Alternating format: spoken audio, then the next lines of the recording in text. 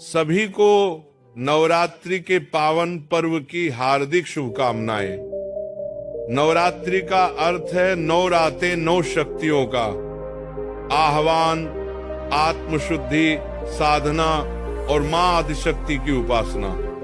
ये 9 दिन केवल उत्सव नहीं बल्कि आत्म संयम, तप, शुद्धता और अपने भीतर छिपी शक्ति को पहचानने का अवसर है।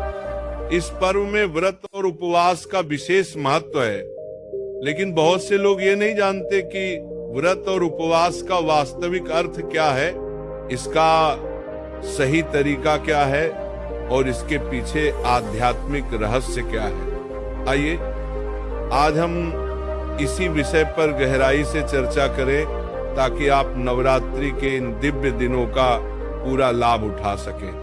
नवरात्रि का व्रत सिर्फ खाने पीने के नियमों का पालन करना नहीं है, ये मन, वाणी और कर्म को पवित्र बनाने का संकल्प है। व्रत का अर्थ है वृत्ति होना, किसी संकल्प में दृढ़ रहना। उपवास का अर्थ है उप प्लस वास यानी ईश्वर के समीप रहना। जब हम इन 9 दिनों में अपने आहार को सात्विक बनाते हैं, अपनी इंद्रियों पर संयम रखते हैं, तो हम शरीर और मन को शुद्ध कर मां दुर्गा की कृपा प्राप्त करने योग्य बनते हैं। सबसे पहले व्रत की शुरुआत से पूर्व संकल्प का महत्व समझिए। नवरात्रि आरंभ होने से एक दिन पहले शाम को घर को स्वच्छ करें, मंदिर को साफ करें और मन को पवित्र रखें। प्रातः स्नान करके मां दुर्गा के समक्ष बैठें, दीपक जलाएं और संकल्प लें कि आप पूरे 9 दिनों तक माता रानी की उपासना करेंगे, सात्विक आहार लेंगे, मन, वचन और कर्म से पवित्र रहेंगे। संकल्प में अपना नाम, गोत्र, तिथि और स्थान का उल्लेख करें। यही संकल्प आपको पूरे व्रत में शक्ति देगा। व्रत रखने के प्रकार अलग अलग हो सकते हैं। कुछ लोग पूरे 9 दिन निर्जल व्रत रखते, कुछ केवल फलाहार लेते और कुछ लोग दिन में एक बार सात्विक भोजन करते।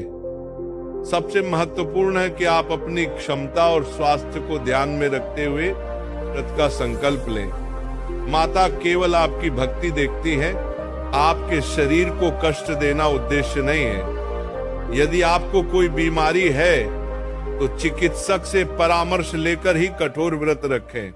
उपवास का मतलब सिर्फ भोजन का त्याग नहीं है, इसका असली अर्थ है अपने विचारों को पवित्र बनाना।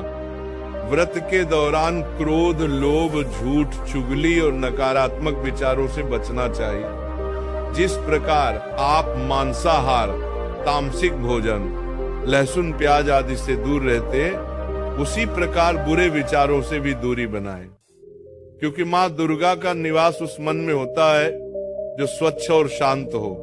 अब बात करते हैं आहार की। व्रत में क्या खाना चाहिए और क्या नहीं। नवरात्रि के व्रत में सामान्यतः अनाज का सेवन नहीं किया जाता। आप कुट्टू के आटे की रोटी, सिंघाड़े का आटा, साबूदाना, शकरकंद, आलू, दूध, फल, सूखे मेवे, दही, सेंधा, नमक आदि का सेवन कर सकते हैं। तेल में तली हुई चीजों से बचें, क्योंकि व्रत का उद्देश्य पेट को हल्का और मन को शांत रखना है। भोजन कम मात्रा में और श्रद्धा के साथ करें। हर कौर को मंत्र की तरह ग्रहण करें। पानी का महत्व विशेष है।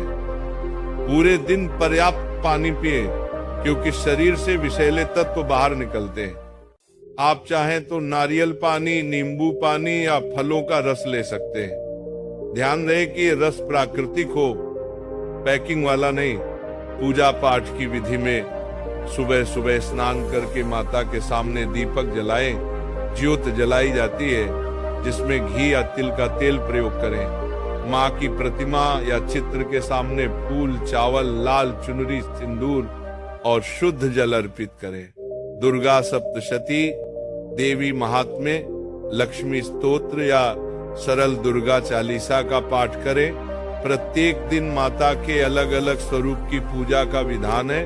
पहले दिन शैलपुत्री, दूसरे दिन ब्रह्मचारिणी, तीसरे दिन चंद्रघंटा और इसी क्रम से 9वीं तक सिद्धिदात्री। ध्यान और जप व्रत का प्राण है। दिन में कम से कम 1 घंटा ध्यान में बिताएं। दूम दुर्गाय नमः मंत्र का जप करें।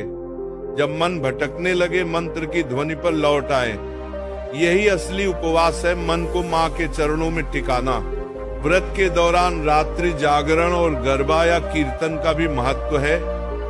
ये केवल उत्सव नहीं बल्कि साधना है। रात भर देवी के नाम का गुणगान करने से वातावरण में सकारात्मक ऊर्जा फैलती है जो मन को और अधिक शुद्ध करती है।